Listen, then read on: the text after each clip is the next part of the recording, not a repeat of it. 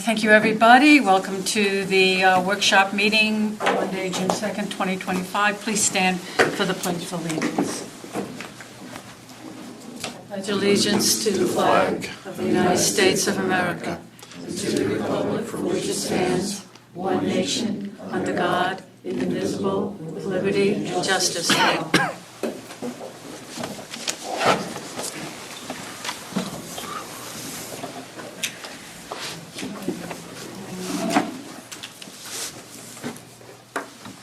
So I just want to remind everybody here that our regular meeting of council is going to have a trial summer hours of starting at 6 p.m. instead of 7 p.m., and I will make that announcement next Monday. No presentation items, discussion items, TLC for the people. Where do you want me to come? Good evening, everyone. Good evening, Gail. Good evening. It's very brief. So, for those that don't know me, I'm Gail Plant. I am currently the president of TLC for the People, and we are an organization that services the county technically, but we are service here in Plymouth Meeting right now for the unhoused. So we currently have a Code Blue shelter, and we do some outreach also in Norristown. And so today I came because we wanted to just present to the council and management in regards to continuing your support. We're grateful for the support that this township has provided to us as an org to help the unhoused community. And we are asking for continued support, and specifically around our Code Blue shelter.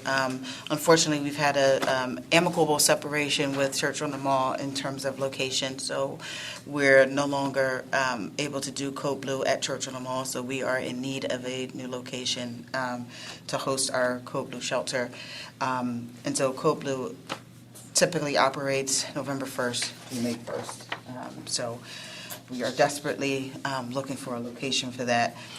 We are also expanding our services to include, but not limited to, transitional housing, and I'll explain the difference between that and shelter. Wellness check services. What we see a lot from our guests is that they're not well for many reasons, mostly from the inability to get care because they are sleeping outside. This past season, we had 2 strokes occur on our site, in which we had to call EMS, and several other illnesses that were specifically related to their having to sleep outside. And then I said I was going to talk about transitional housing. So transitional housing is a space where you're trying to get someone who has basically fallen in a space where they are unhoused and provide some transitional housing as they continue to seek permanent housing again. And so transitional from anywhere from 30 to 90 days of transitional housing. And then we would have, without getting into too many specifics, but we have requirements for that as far as who would be eligible for transitional housing, and then what does that mean for them while there. So, for example, we would expect that if they're not currently working, that they could work for housing. Not workforce housing, but work for housing. So they would do something, whether it's janitorial work, things of that nature, and that would provide them the ability to be qualify for housing. Those that do work is a different story. So everybody's situation is very different, but there would be requirements and expectations in that space.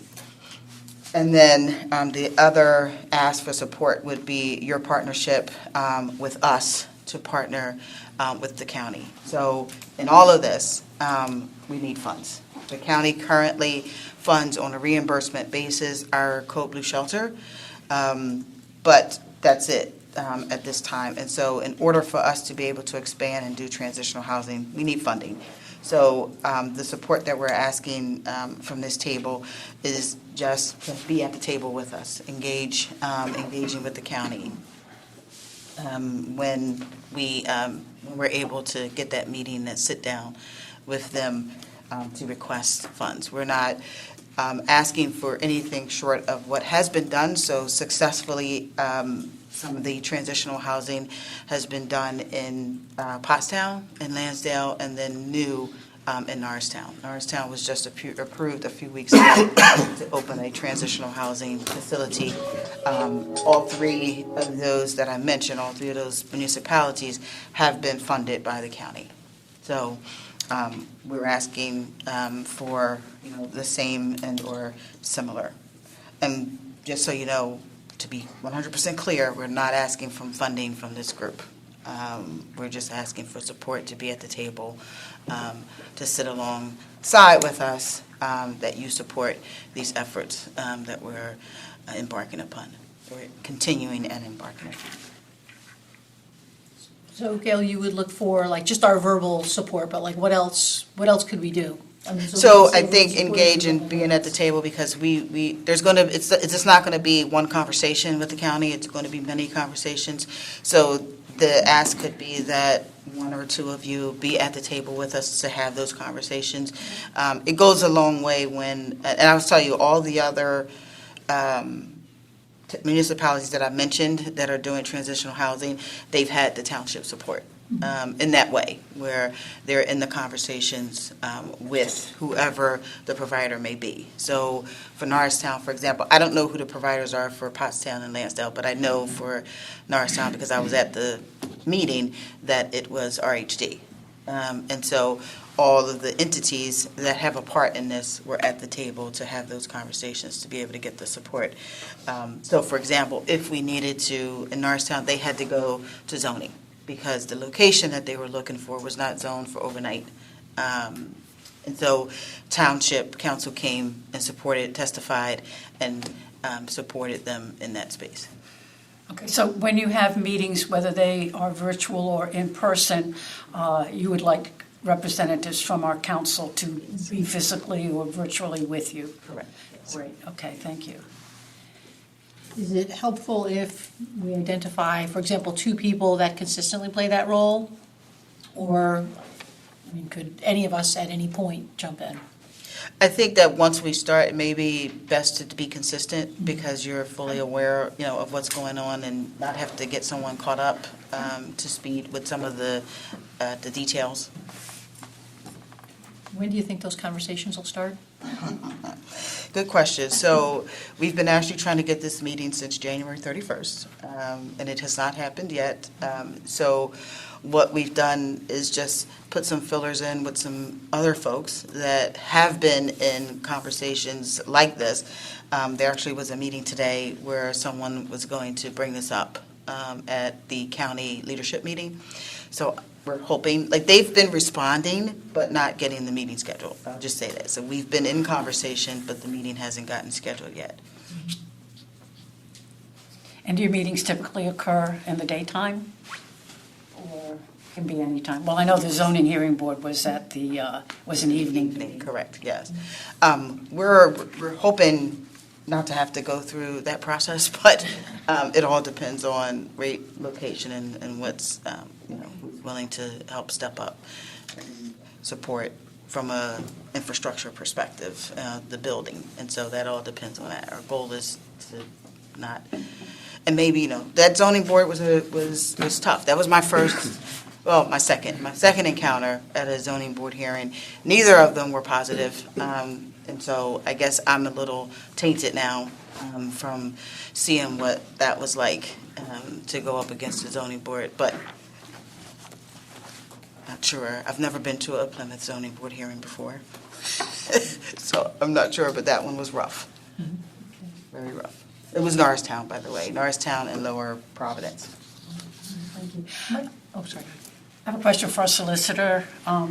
Mike, is this something that a maximum of 2 council members should be present, since I would imagine these are not, well, zoning hearing board meetings are public, but they're not public meetings? Well, if you're going to be deliberating and acting on agency business, it has to be advertised. If you're just attending a meeting, I don't think there's any impediment to more than 2 of you being there. even if we speak up in support and say that such a thing is, I don't know what we But you're would not, say. you've already decided that you're going to support this, so you're not again deliberating or Okay. voting on agency business. You've already decided. So if council wanted to attend, all five of you, and all five of you wanted to stand up and say council supports this, again, you're exercising your rights as council people and also as residents of the township to offer your opinion on something. So, and especially if you've taken a vote to support this, then you're fine. So that's not your meeting. You're attending someone else's Okay. meeting, so you're fine. All right, so is this something then that we should vote on, and we could vote on it even tonight if everyone's had enough time to digest what? Can't vote on it tonight, Cannot, because okay. it's not, so if you wanted to put it on the agenda, that council to support this application, you can do that at next week's meeting. It can be added to the agenda. Okay. Thank you. And Gail, I assume that the transitional housing, so you would still be doing as TLC, transitional housing, plus you're finding a new home for Code Blue, so there's two separate projects. Potentially two separate projects. It could be a combined project if it's the same location, if that makes sense. So timing is everything. So Code Blue has a season, and whereas transitional housing is full-time, so it's not specific to a season. So Code Blue is the priority right now because we don't have the space, so that we can come November 1st, we want to make sure that we have a space. But ideally, it would be in the same building. That's ideally. Makes sense. Because transitional, by the way, I mean, Code Blue Shelter, right now, we've been doing this, and I know some of you know, but some of you may not know, but Code Blue is all volunteer, has been all volunteer for the last 2 years. And it's not sustainable for it because it is a lot. It's a lot of hours, and it's a lot of the volunteers. Most of our volunteers come from the Plymouth, Conchee, White Marsh area. We do have some volunteers coming from other areas, but it's a lot for volunteers because 99% have jobs. So one of the things that we would definitely be looking to do, and this is why, part of the reason why we need the funding, is staff. We need some paid staff, because it's just not sustainable to keep doing it. People are getting burned out from having to do that because we have middle of the night shifts, which are very tough to do when you're having to then get up and go to work the next day.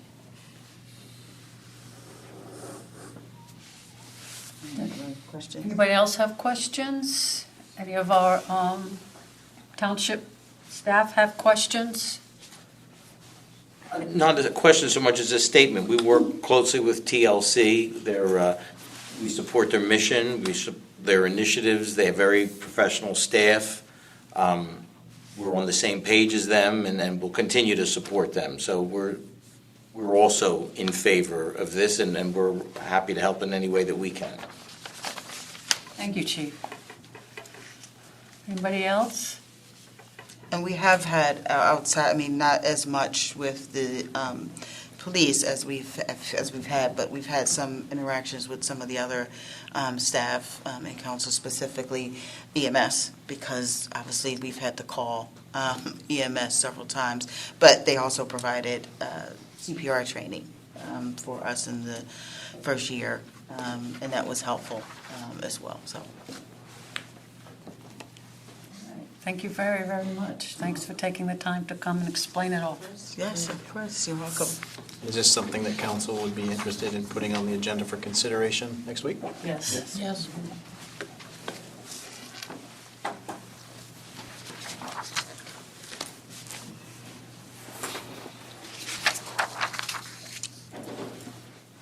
Okay, our next item for discussion tonight is appointment of an auditor. I'm going to turn it over to our finance director, Kellen Jarrett, who's going to give us a crash course on all things appointed auditor. Speak slowly. So basically what happened was about 2 weeks ago, our current auditor came to me and let me know that he's going to be retiring. come June 30th of this year. Once he retires, the company that he works for, Bars, Galley, Eamon Foltz, will no longer be doing government audits. So they're just going to stop performing government audits altogether. He's really their only auditor that could perform the audits. And we've pretty much been using him since the mid-90s, been using that company. At first they were called Dreslin, and they got absorbed by Bars, Galley, Eamon Foltz since probably about mid-80s. So this is definitely something different for, at least for the township in general. So what we have to do really is try to find some auditors for us. Go out for, I'm guessing, an RFP and see what other companies can offer and whatever fits our best needs. Our suggestion would be for council to, excuse me, give staff direction that that's the path that you would like to go down and defer to staff on that process. And I don't know if any of you want to be involved in the nuts and bolts of financial auditing. I don't recommend it. It's quite dry. And then our recommendation is for us to advertise an RFP process where we would get proposals from CPAs. And then if council is okay with it, defer to staff recommendation, and then we would put that on a future council business agenda for you all to consider making that a formal appointment. Okay. And once that process is at its end point, would that approval come at a regular business meeting? Yes. Okay, thank you. Anyone else have questions? So we're just looking to see if council is okay with that process, and we'll move forward with that and advertise that RFP, and we will present to you all our recommendation of awarding at a future council meeting. Okay, are all council members in favor? Yeah. It's unanimous, yes. Thank you. Very good. Thanks, Matt and Kellen, for handling that. Templates. And who knows, somebody may jump in secretly and say, I want to go. Well, it won't be me. I don't have any expertise there. All right, next on our workshop discussion items is the live streaming of our regular meetings, not our workshops, but our regular meetings. You want me to do this? Whatever you Okay. prefer. So, actually, Lynn and I have been going to a couple of other townships just for various informational purposes, and we've noticed live streaming, and there are different ways of doing it. One way is that, our meetings show up the next day anyway, so these will just be live the way we did with our traffic calming town hall. They'll be both live streamed, and they will be would be, if we decide to go this route, still available as they always have been on our website.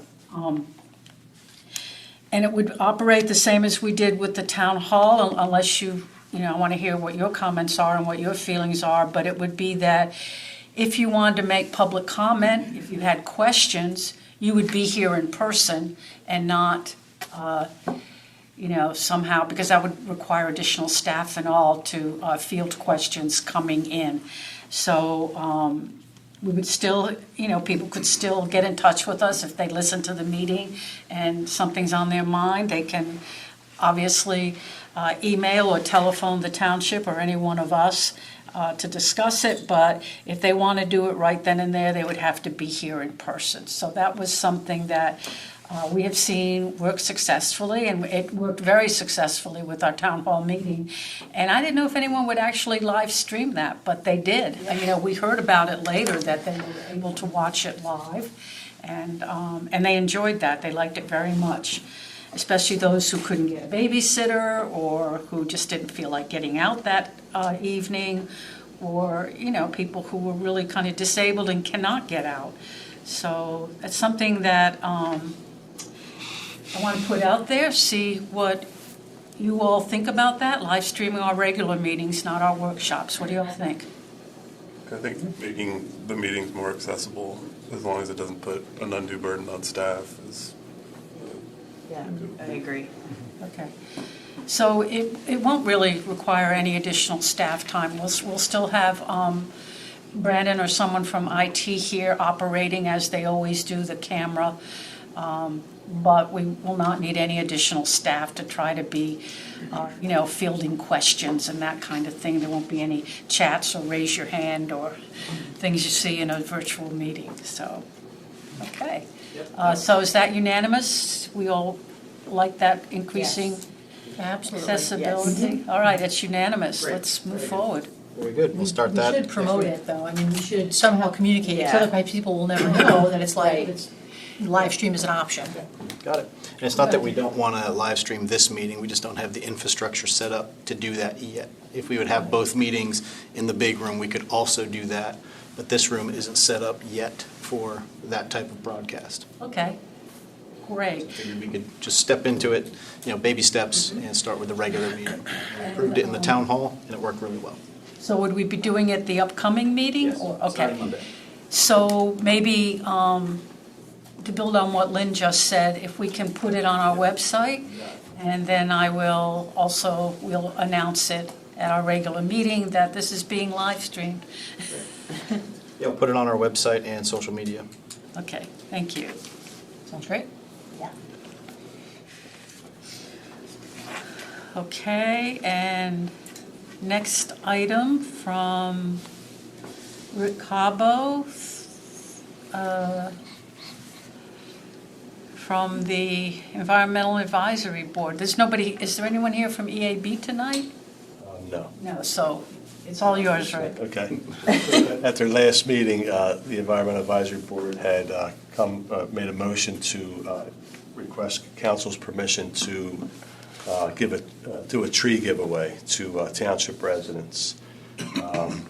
And they had, a few ideas. I guess everyone knows Andrew Conboy. He's the head of the Colonial Canopy, and he helps with a similar giveaway in White Marsh Township. So I sent Matt a memo just outlining some of the things, or some of the ideas, some of the ideas that they came up with. They would be, for township residents only, first come, first serve basis. They would be 5-gallon potted plants. They would be different species, all native to Pennsylvania, different types of trees, flowering, shade trees, ornamental. And they would like to advertise, do something on the webpage, and they would like to pay for this with, I guess what we call in lieu of money. There's one developer that still has $5,300 in escrow for off-site landscaping. They were unable to put the landscaping that was required by them on their site, so there's money to do landscaping elsewhere. And then there's also the Fairfield subdivision, Black Horse Woods. There was an agreement that they gave the township $70,825 for off-site landscaping. So Is it 7 or 70? $70,825. So, of course, they're not asking for all this. They would like to start out small, maybe 50 or 60 trees. It would be the tree, the stakes, the deer protection, instructions on how to plant. And they're thinking probably be about $100 a tree. So maybe for the first go around, it would be about $5,000 to $6,000, maybe up to $7,000, depending on the cost of the trees. So they were asking for council's approval to move forward with that. Okay, so you did answer one of the questions I was going to have about it, and that is, do we have the money, and would we be able to do it more than 1 year? But sounds like we would, if the cost is estimated to be $5,000 to $7,000. Yeah. And I don't know if they intend to grow this to 100 trees or whatever, but if they did, it's about $100 a tree. So for this first year, they were thinking about maybe 50 or 60.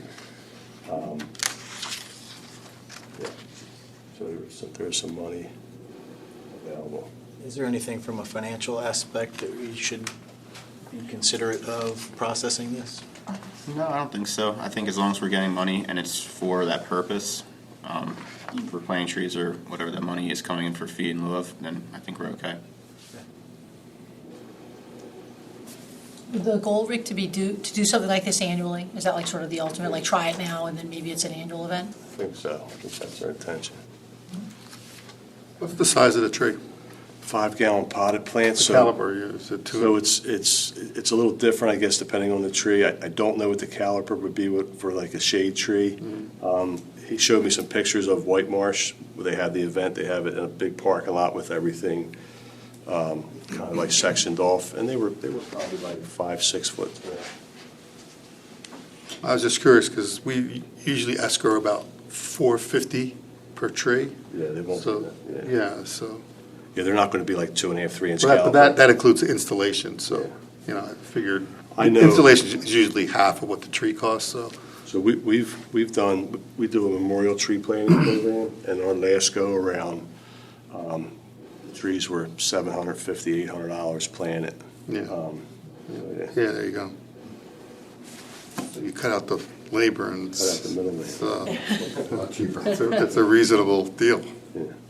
Would the homeowner take it away in their vehicle and then planted it themselves in their yard, but with full instructions? Yeah, and like, I jotted down a bunch of notes, but one thing they wanted to have like some type of pledge that, these people that, whoever's going to take the tree, they pledge that, I'm going to plant it, I'm going to take care of it, I'm going to, water it and care for it. And then they also talked about maybe having them send a picture back of the tree planted in the location. I don't know how, that might get a little crazy if you start doing 100 trees or whatever, but they did have some ideas to make sure that, they're just not going to get it and sit it in their driveway and never plant it.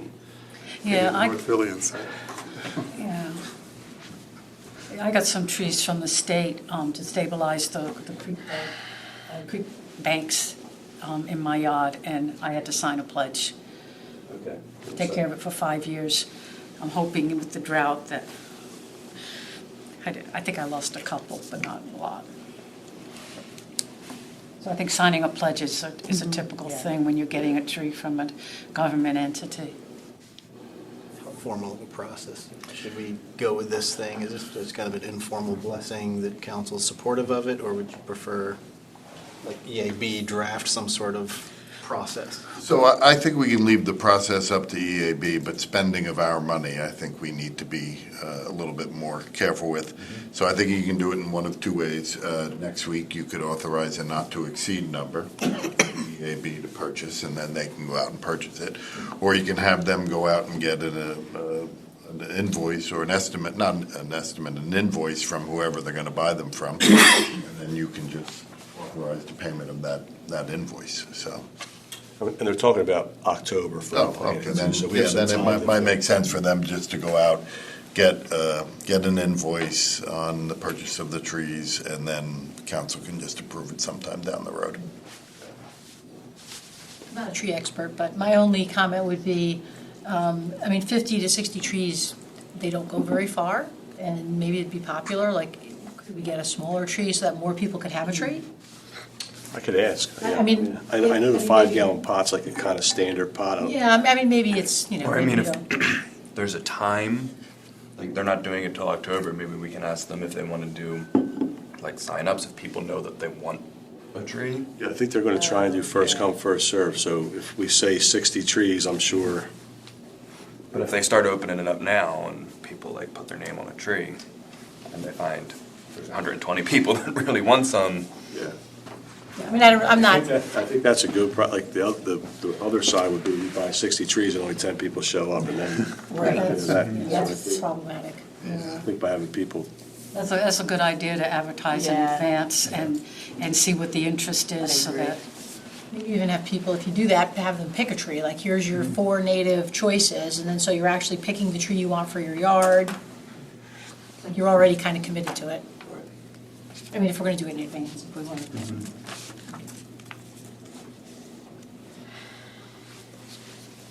okay.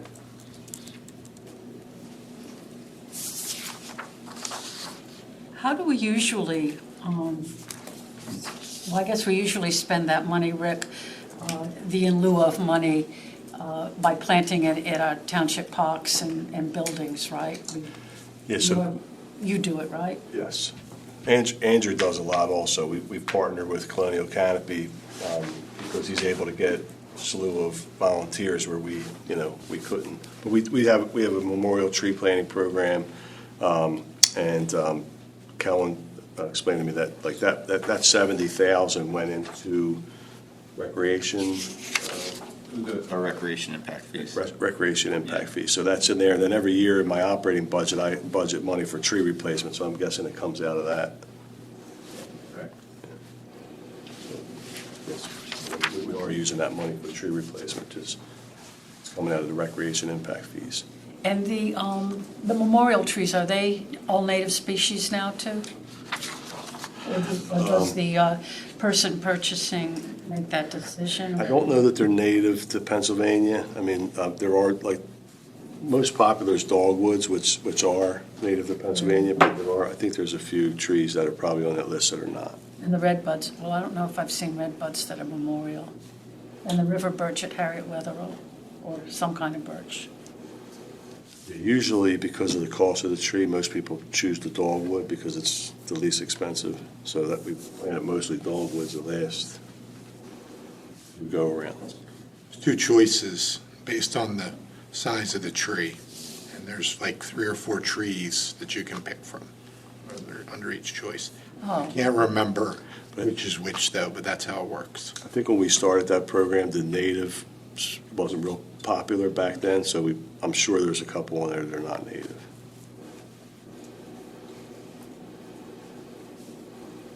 Okay. Questions from council about this? Are y'all in favor of the native tree giveaway? It's a great thing. Pico does it, and I've seen White Marsh advertise theirs too, so it's a nice thing. So just to be clear, we'll work with EAB. They'll define the parameters of it, and then they will invoice for the trees for this year, for every year, and then it'll come before council for final approval.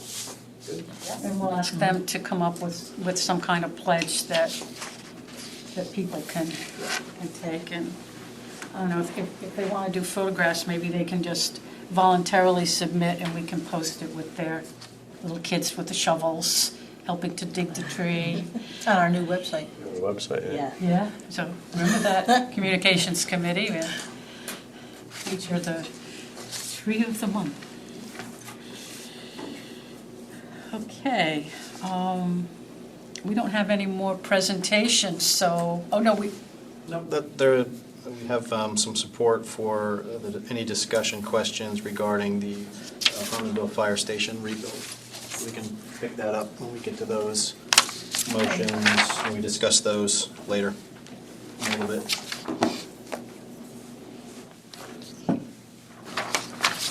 All right, so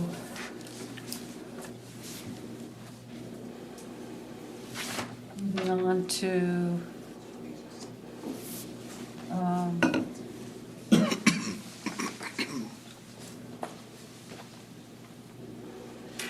is the GVF, is that? Yeah, but we can talk about that once we Okay. work through. So the action items for people to, for each of us to handle various ones. And there will be a motion to award the unit citation. Anyone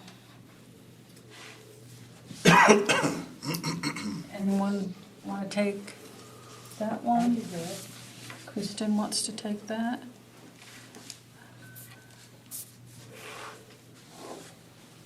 And then we have, and these are all various officers who have been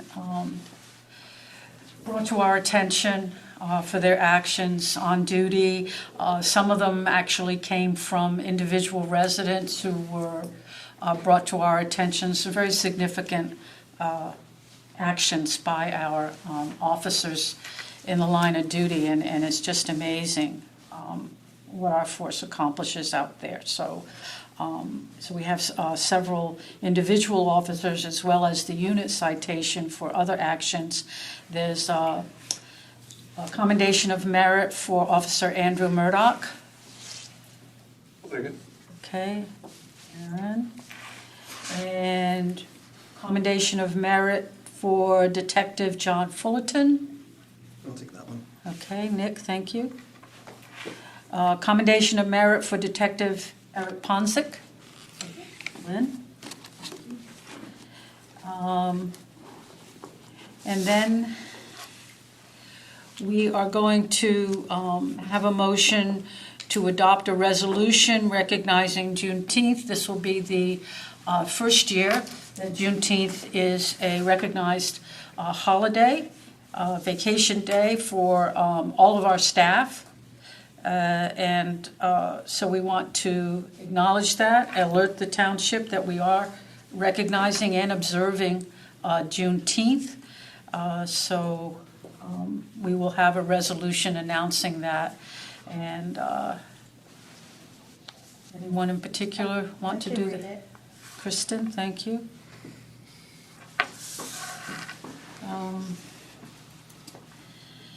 Then we'll do the minutes and the reports, the bills. And next we come up with the approving a partnership with GVF Transportation Management Association. Do you want to explain that? Yeah, sure, thank you. So this is an organization, a transportation management organization, association. Their goals are to really help facilitate public-private partnerships and anything having to do with transportation. And GVFTMA is one of the larger ones in southeastern PA. And their emphasis is mostly on multimodal planning and getting, helping pedestrian bike facilities throughout the region. And we were a partner with GVFTMA. Past couple of years we have not been. I believe it's a minimal investment. It's a $1,500 annual investment to be a partner with them. And I believe that the benefits far outweigh that cost. And I'm looking forward, if council is so inclined, to partner with them to help us be a little more nimble with our bike ped amenities. And they could help us, it's not going to be full engineered drawing type things, but a little more, shall we say, guerrilla planning out there and quick, dirty concept ideas of how we can reduce the emphasis of vehicular traffic and increase bicycle and pedestrian amenities. They have been working with Conshohocken, with the Conshohocken Cab. That was a program through GVFTMA. So they do those sorts of things as well. Sounds awesome. Yeah, and so would this be something that could sort of work in combination with or supportive of some of our traffic calming alternatives with, Yes. because I know when the traffic engineer presented at our town hall, that bicycle lanes are one of the ways that can actually reduce very wide roads and provide some traffic calming as a side benefit to people having a bike lane. Yeah, they adhere to the principles of complete streets. It's not just about vehicular amenities. It's everybody, every mode of transportation along any road. I like the idea too that maybe in this partnership, we can also revisit the sidewalk conversation when we think about walkability and what strategic walkability might look like in the township. Sounds like this could be a group that can help. And just for the record, they reached out to us and said, hey, we'd like to be a partner with you again. We used to be a partner and met with the deputy executive director, and we just had a really good discussion about what they can provide for the township, and I think it's a really good opportunity for a strong partnership. Love it. Great. Everyone in favor of going ahead with this for a Yes. minimal investment and sounds like terrific return. Okay, so we're going to do a motion to approve that partnership. Okay, Lynn, thank you. Sure. And then the next four motions are all together. They're going to be similar. These are the four prime contracts for the Harmonville Fire Station number 2 rebuild. And so I have actually asked members of the fire station, and Tom, from Plymouth Ambulance to offer any insight they have regarding the design, the location. I know there is the plan is calling for the removal of the basketball court right behind the fire station and ambulance center. And through our continued talks with both organizations, it was identified that it's kind of cramping the style a little bit. And I'm not going to put words in both organizations' mouths, but I just wanted to provide an opportunity for both organizations to provide any feedback and the rationale behind the final design prior to council taking further action, final action to award these bids next week. So they're available to you if you have any questions. Come forward so that the microphone can pick up your comments for public record here. You don't mind? Yeah, I know, right? Thank you. You are not shy, Tom.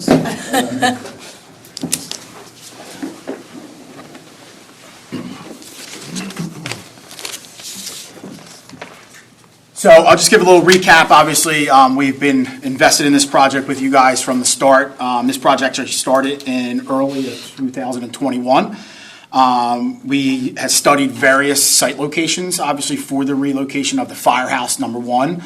And that went through going to Germantown and Jolly at the community center with that open space that was out on the Germantown Pike side, moving down to Plymouth Road and Germantown Pike, both Germantown Pike next to Aristocare under the power lines, and the possibility of maybe even coming over here to the municipal campus or just staying inside our own location that we currently have at 904 Germantown. So that was ultimately decided that it was best fit to stay at 904 Germantown. It allowed the volunteers and the career staff to have the best response capabilities for emergency calls within the township. And so that's kind of where we came about with our actual site location. During the construction phases that we were, in talks with the township at the time, is what do we do, how do we do it, and what do we do with design. So obviously you guys, most of you guys have been involved in that process since day one. And the basketball courts were always a point of contention for both the fire company and for the township, because we felt that, it was good to replace for the township and for the kids that actually play there. It really came to light more of the feasibility of stations at this point. So moving into what's going to, as I've said for this project, it's not what's net for the next 5 or 10 years, it's what's for the next 25 to 50 years. And, with talking with Chief Trudansky, we both feel that it is going to really hinder future endeavors for both stations. If this station works great now, if we put basketball courts back, that's just going to hinder us in the near future. Moving apparatus around to the rear of the firehouse, because obviously our main point of the whole rebuild of the station is safety for our members, of backing in off of Germantown Pike with the apparatus, and the fact that we are almost hit pretty much daily when we back vehicles in. And that was to now pull through with the fire truck, so we would have full pull-through base. Safety concerns we have and have had and experienced that to the council and to the township manager was, those are not little trucks. The tower ladder, which is the main truck that we bring around the rear, is an 1,000-pound truck. So not light at all, and does not stop very easily. If a child is to run out, it needs a little bit of time. Braking and weight affect that. So, in more talks, we have concluded with you guys that the removal of the basketball courts is the best option for both the ambulance and the fire company for the future and for what the needs are at the current rebuild for both stations. So. Yep, thanks. And it also includes not just Harmonville, but Plymouth Ambulance is also in the process of moving forward with redevelopment of their site as well. So it's not just Harmonville, it's both locations. And if you look at the site plan, it really does create a pinch point. And if if council is continuing to invest in public safety, it really does make a really compelling argument to move forward with this. That being said, the removal of, yes, we're removing these, our intention is to relocate them elsewhere in the township. Unfortunately, we do not have that plan as of yet. We're working on that. We don't have anything to present to you right now, but for the public, we are actively pursuing alternative locations. Okay, so really what we're going to do is relocate Eventually. to a safer place. The original plan did have relocation, like moving it onto that site, but as we looked at the final plans prior to bid, it just, in talking to Plymouth Ambulance, it really put a pinch on their future expansion plans. And if you kind of look at the aerial photograph and the site plan, those basketball courts are kind of shoehorned in there. Yes. It's not the most ideal location. And so I think we can do better. I think the township can do better. Unfortunately, I just don't have that solution yet. Okay. Well, certainly, a lot of residents use those basketball courts, and they're going to be very happy to know that they're not losing them, that, working with staff will work to find a new location for probably even upgraded, but that needs upgrading anyway, those basketball courts. So something upgraded, better, and definitely better, safer location for the kids and adults who use the courts. And thank you for Chief Trajanski for being here. I didn't know if you had any additional things to add. No, I just think it's a great move. Obviously, the sports complexes and the basketball courts and tennis courts are important to the community. But being biased, I think for public safety, whether it's police, fire, EMS, I think there can be an alternative move for those basketball courts, for the expansion for not only the ambulance building itself, but also the fire department. And it's not just for this current build, like Chief Hoffman was talking about. It's, if there's some rearrangement of the driveway, it landlocks both organizations, both departments into that area right there. And then you incur, and whether they want to expand in 10 years, 5 years, 15 years, 30 years, or we want to, we're up against a rock and a hard spot again. We're going to be sitting here talking with maybe the same council people, or maybe new ones, but if there has to be future expansion, this is very short-sighted if we don't move and make growing room for the organizations. It sounds like, though, to be clear, there's future expansion that is potentially hindered, but also even the current plans are impinged upon by. It makes the site extremely tight, Yeah. extremely tight, especially with putting a truck back there to turn in off the driveway to get around. It's very, very tight.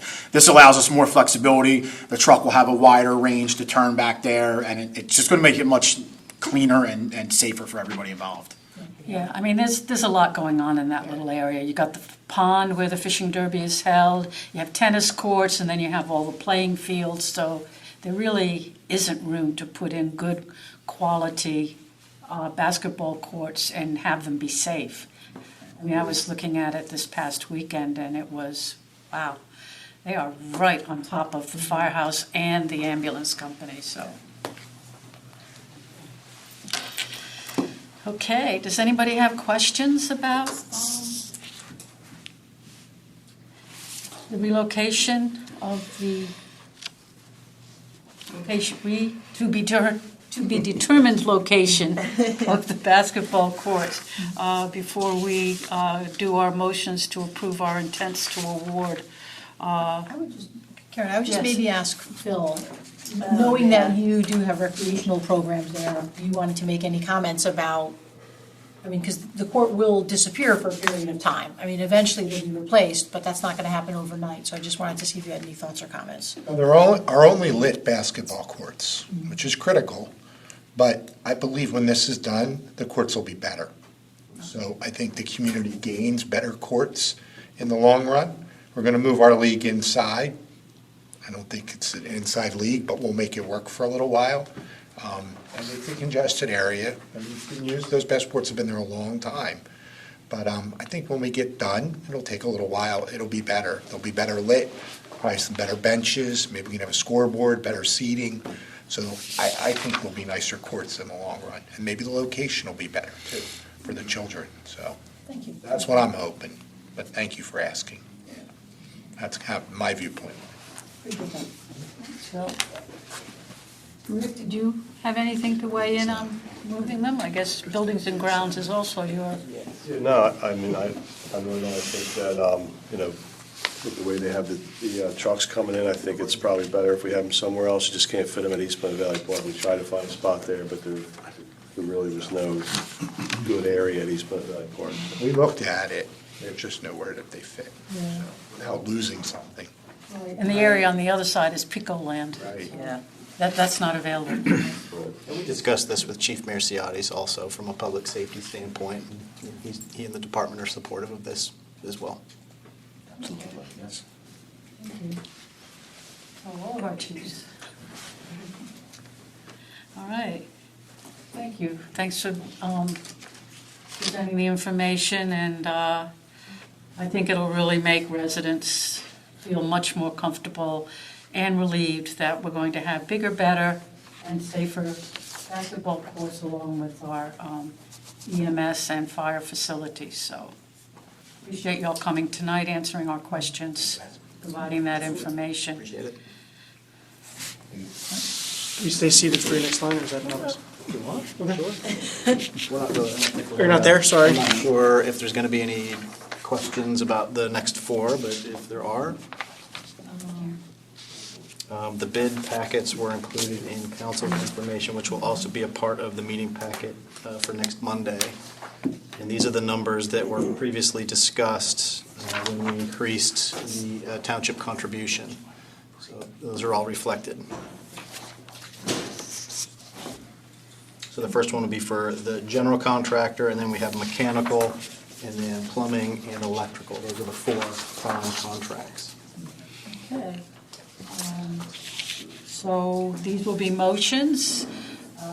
Anyone jumping to make those motions to approve all of the awards? Each of the awards? We'll have to do them one by one. Pardon? I'll do them. Okay, you want to do all of them? Just Doesn't matter to keep me. going? Okay. See how I did that to you, Nick? I was gonna say, probably easier to do them all. Thank you very much. Just one quick question. Appreciate it. Alan, just to confirm that total cost that you just, double and triple checking, that's what you've worked in, those numbers work? Yeah, the additional, 100,000 Yeah. on there. Yeah. Yeah, no, I factored all that in and redid forecast, and it all worked out. Yeah. Thank you for confirming. Yep. Thank you, guys. Have a good night.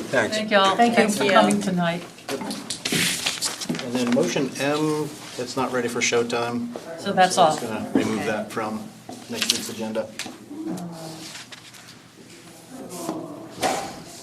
Okay. I've also added a new item to the workshop agenda. That's the next thing, departmental updates. I just wanted to provide a formal spot for all of the department directors to provide any information and updates they have for council, giving council an opportunity to ask questions. Okay, well, we left seats for y'all, so please come up. Jim, Mike. And, oh, you are hiding back there. Well, we have to be able to hear y'all too, so the microphone is up there. In the sky.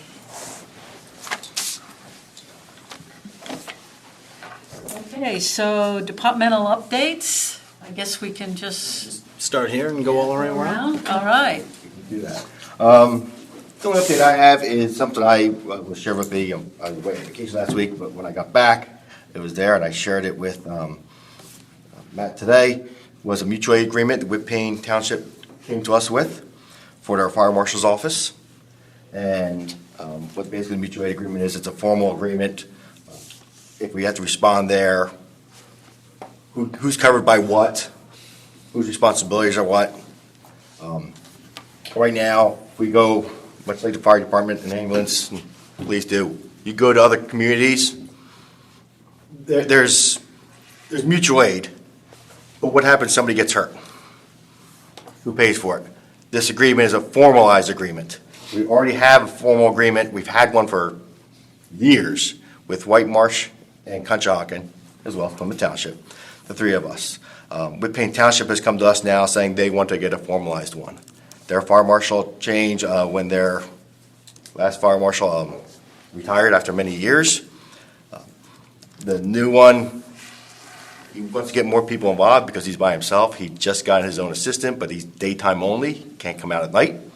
So he needs help. So what we're looking to do is, and in all fairness, there are times when we've asked for help, day and night, for larger fires.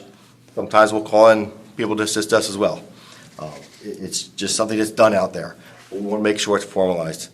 So they drew something up, provide to us, and I'm just asking that council at some point, please review that, and if you agree with it, we can get it signed and get the agreement in place and get it enacted. The mutual aid agreements we currently have with White Marsh and Conshohocken, are they're formal written agreements, correct? Correct. And are they pretty much identical to each other? It's actually one agreement all three Oh, okay. did under the fire marshal at that time was Jack Fessler and Andrew Mount, and all three signed it. And this one that Whip Paint's proposing is they're doing it with each community on an individual basis. So they're doing one with us. They're doing a separate agreement with White Marsh specifically. Rather than doing a big, large group one, this is the way they went with it. So the agreement they provide to us is just between Whip Paint and Plymouth. They have another one that's between Whip Paint and White Marsh. I believe they're also going to be doing one with Whip Paint and Springfield as well. Okay. So, Matt, who else needs to review that? So, I mean, Mike, you're asking for council's approval, but are the fire companies looking at that? I mean, Mike, would you in your office be looking at that? Like, what else has to happen? I would expect that since it came from Whit Payne, our solicitor's office was the one who drafted the agreement. We get a twofer here. Oh. I looked at it today. It's a pretty standard agreement. I'm comfortable with it. I don't know if that's something that the fire companies need to look at, but it's more specific to the fire marshal and the fire marshal's duty, which is separate from, they work in support of the fire companies. Given that it was an agreement, I saw it for the first time today. I don't recommend us putting it on next week's agenda. I think if we hit the July meeting cycle, that'll give us time to forward it to our solicitor, for you all to see it, read it, provide some feedback, and then have consideration at the July business meeting. Unfortunately, I just got back in the office today, so that's the first I saw it. Why it was slight week delay there, but, and yeah, the mutual agreements, a little bit, in the middle of all the rain. Yeah, this is strictly just for fire investigations and fire marshal. Oh, okay, I get Thank you it. for clarifying. Yeah. It'll make more sense once you see the draft of it next month. Okay. That's it. Anyone you. else have any questions for Mike? All right. Code and zoning. Basically, we had training last week for our Laserfish, which is our new, well, we've had it, but we hosted it in-house. It's now in the cloud. We had the new training. We've pretty much moved everything from codes over.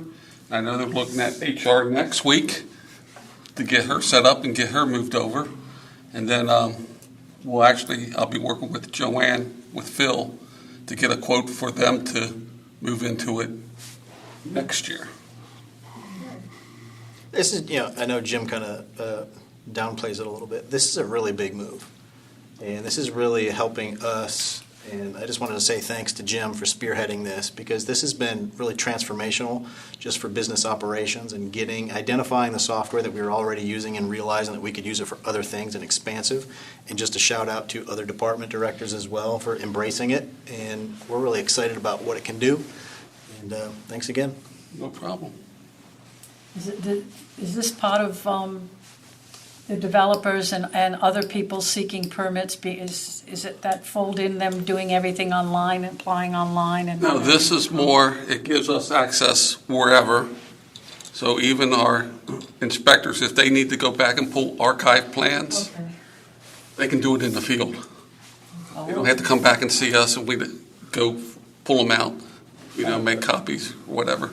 Looking at Tracer, which is the software that we're using for permitting, we're going to use that for like the now, present, and 5 years. And then once applications move past the 5 years, we're going to transform them into digital representation inside of Laserfish. So it's more of an archiving document management system. Okay. So it's searchable right there in the field. That's amazing. Certainly going to save a lot of hours of work too. Yeah. Anyone else have questions for Jim tonight? Sounds great. Thank you, Jim. Rebecca, are you, I have no updates except that I'm going to take what I'm currently using for a database storage and move it to Razorfish, which is just a lot more functional. So I'm pretty excited about that. fantastic.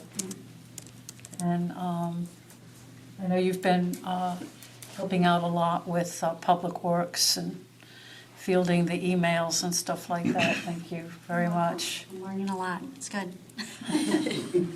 We never know what someone else does until you have to walk in their shoes, right? Or at least It's been read their good. emails. Pleasure. All right, thanks, Rebecca. IT up next. Where are you there? Nothing, everything's good, everything's well. Constantly looking at the latest innovations that we can take our township into.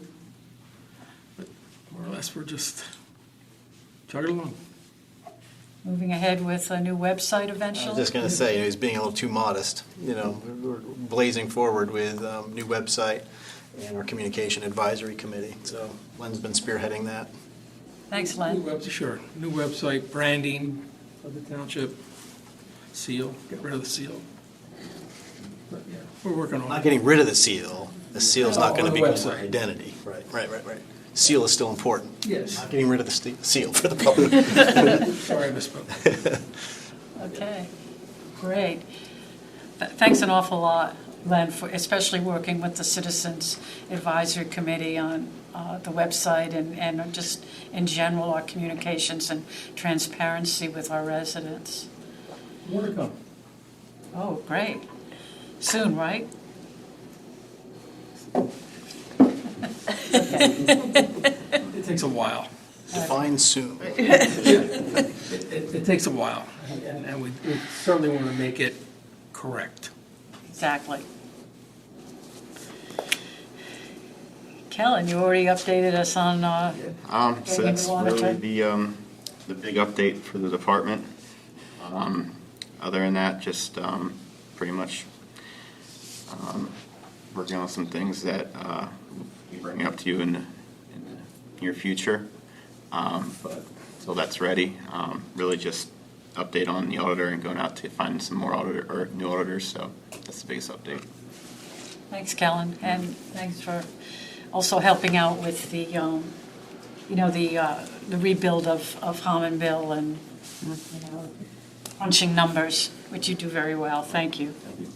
Kellen's also being too modest. I didn't want to give So here we go. Matt always has to give me the inside scoop on what's really going on and how fantastic you guys are. I want to brag, I want to brag about my staff, and they're amazing. And Kellen's been working on some really neat stuff that's going to affect all of us. Just to give a little plug, without giving too much away, not overcommitting. Just thinking about how we communicate the budget and the budget-making process. And I think we can do that better. And it starts with how we look at our chart of accounts and simplify it, organize it, adopt a chart of accounts. That's all of the expense accounts and revenue accounts that is adopted by DCED, that 99% of municipalities in the state of Pennsylvania have. And so you can look at one line item and know that that line item is the same line item in a different municipality and kind of compare apples to apples. So that's a really heavy lift, and Kellen has just jumped in with both feet. And we're really, the two of us meet on a weekly basis and talk numbers, and we could talk probably for an entire week. I know, nerd alert, right? But, That's just in a work in progress with our software company Edmunds right now, trying to get all that converted. So I didn't want to jump too far into it, but it should be coming along hopefully within the next month or so. But it takes a lot longer than I thought it was going to take just to convert accounts to a different set of numbers. But Is this similar to what they use in the health industry, like health insurance, where they put a code for each type of procedure and visit and all a of that? standardized chart of accounts. Yeah. Yep. Okay, that sounds great. Yeah. yeah, it's I think it's going to make it a lot easier for all departments going forward. Great, thanks, Kellen, thanks, Matt. All right, Chief, you all have been. I'll fall in under, he's the director, I'll just fall in. Oh, I'm sorry, I meant Chief Mirciades.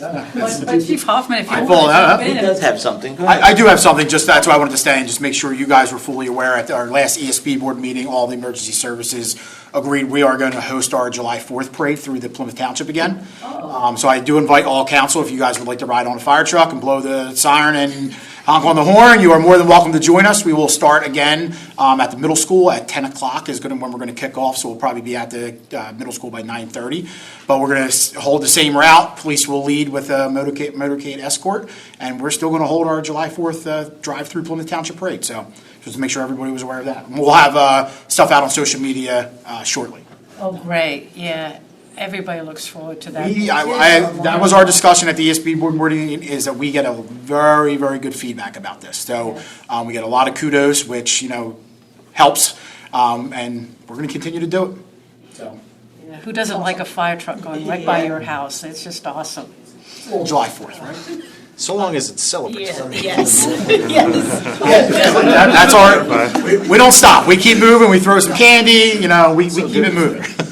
I'm sorry. And then we will have a cookout back at our A station on Butler Pike, so everybody is welcome to come to that as well, so. Thank you. Thank you. Thank you very much. It is fun to ride in a fire truck. For celebratory purposes, not to respond. I just say, I'm just the kid that never grew up. Every kid loves fire trucks at 4, 5, 6 years old, right? I'm just the kid that never grew up. Still ride them. And your kids will be the same, right? He's a maniac. Not a pyromaniac, just a No, maniac. just loves fire trucks. Great. Well, thanks for doing that, Chief. I really, really appreciate Our it. pleasure.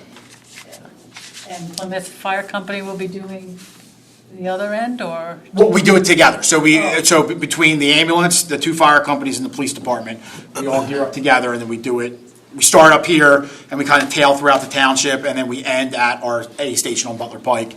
And then we kind of like say, everybody just hang out for a little while. We'll get food cooked, and kind of just a nice session for all the emergency services partners to get together to kind of have a time of not having to deal with an emergency, to get together. It's nice to talk to some of the police officers, the ambulance people who you only usually interact on an emergency scene with on a non-emergency scene, so it's good. That's great. Thank you. Thanks for continuing that tradition. And our other chief, we've had a lot of chiefs here tonight, so. Chief Mirciades. Thank you.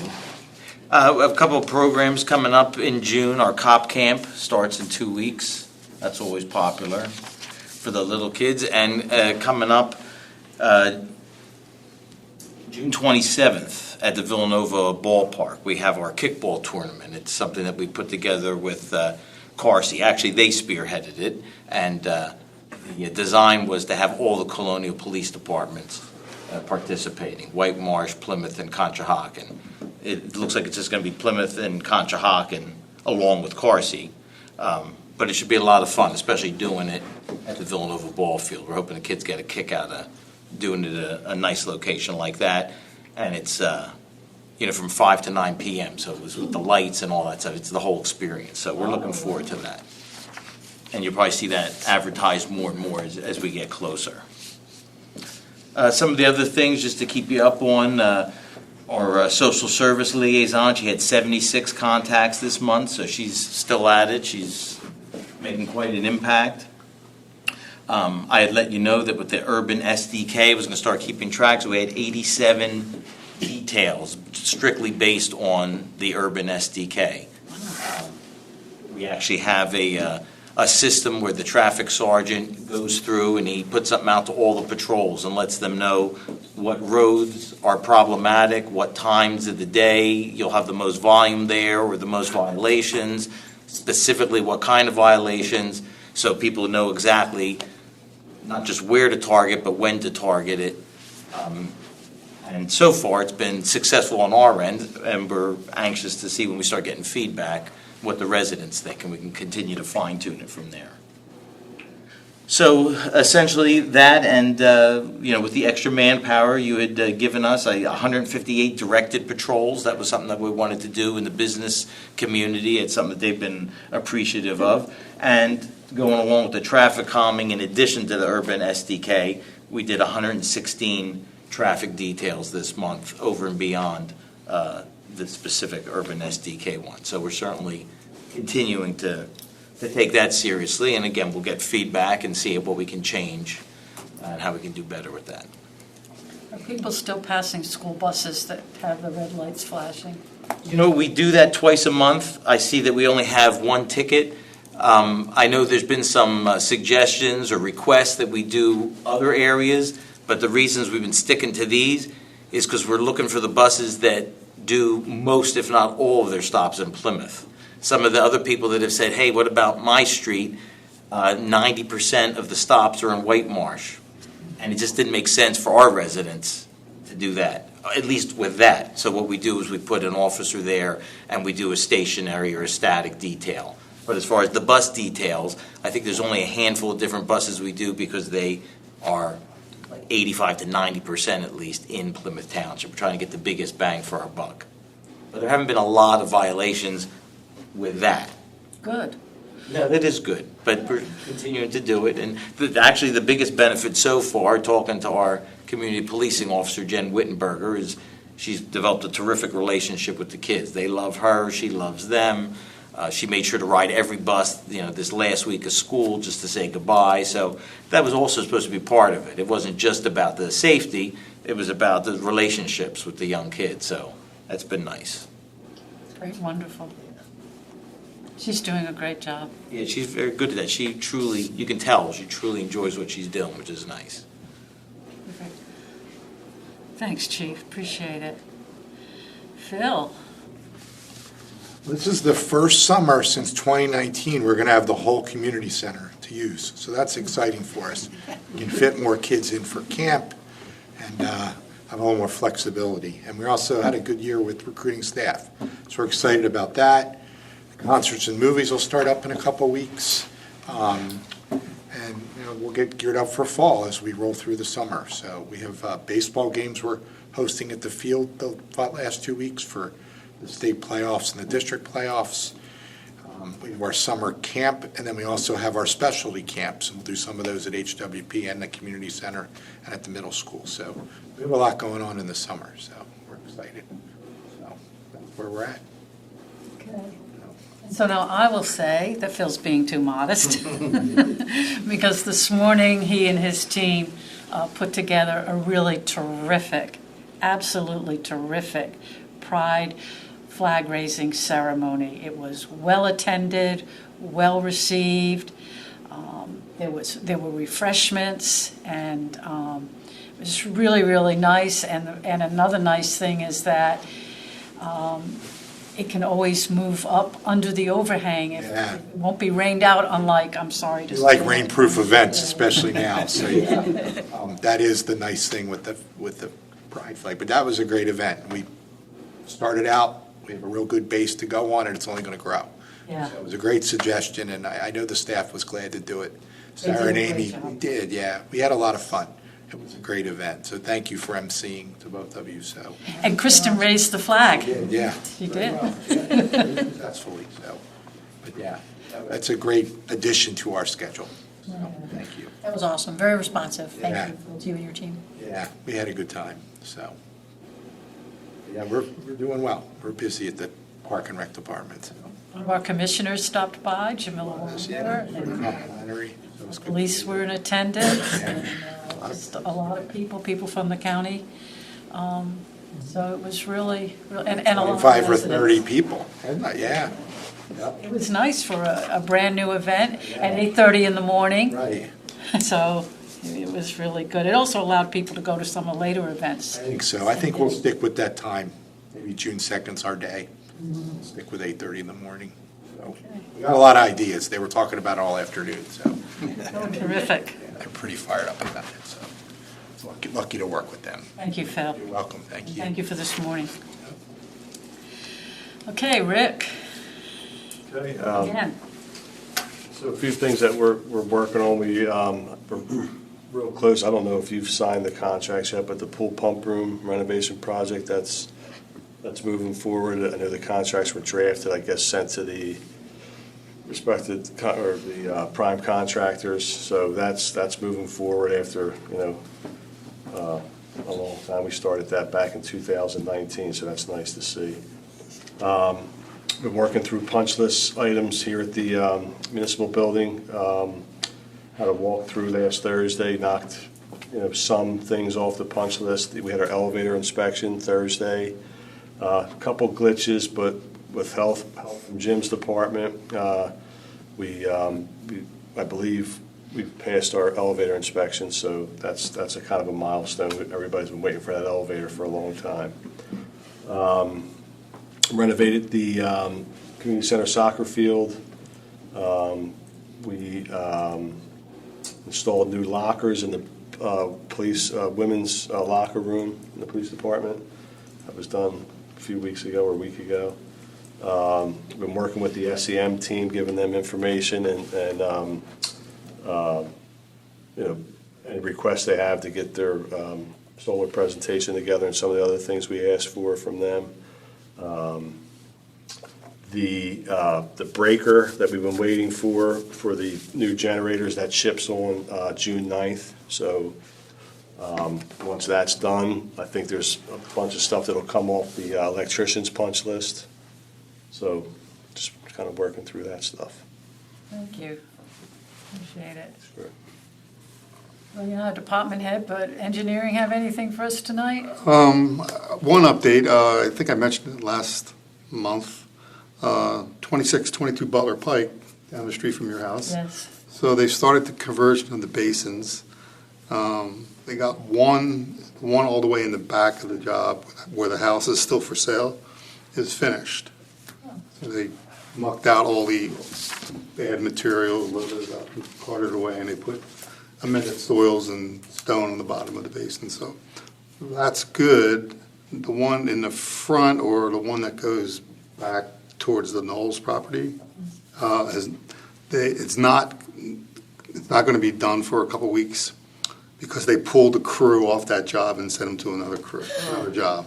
So we can't finish that work right now. So maybe I was told in 2 weeks he would call me again, and we'll try again on that. We'll try to get that one done. And then once we get that basin done, they said they're going to immediately pave the driveways and the roads, and then we should be done. We can close that job out. Great. Yeah, it looks nice over there. Yeah, they did a really good job. That crew did a really good job.